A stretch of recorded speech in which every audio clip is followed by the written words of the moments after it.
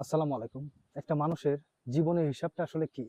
দেখুন, ৪০ বছর পরে সেই ব্যক্তির যে শিক্ষাগত যোগ্যতা বা সার্টিফিকেট এটা কোনো কাজেই আসবে না। এবং ৫০ বছর পরে তার চেহারার যে সৌন্দর্য বা চেহারা কোনো কাজেই আসবে না।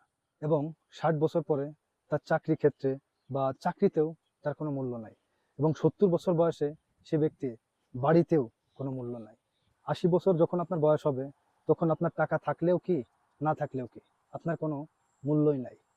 এবং ৯০ বছর বয়সে তুমি থাকলেই কি আর না থাকলেই কি, কারো কিচ্ছু যাবে না আসবে না, তোমার কোনো তখন মূল্যই থাকবে না। এ হচ্ছে মানুষের জীবন। একটা জিনিস চিন্তা করুন, যে একটা সময় মানুষের কত মূল্য থাকে, কিন্তু একটা সময় কতটা তুচ্ছ, কতটা নিম্ন, কতটা অবহেলিত হয়ে মানুষকে বিদায় নিতে হয়। কিন্তু তারপরেও মানুষের কত অহংকার।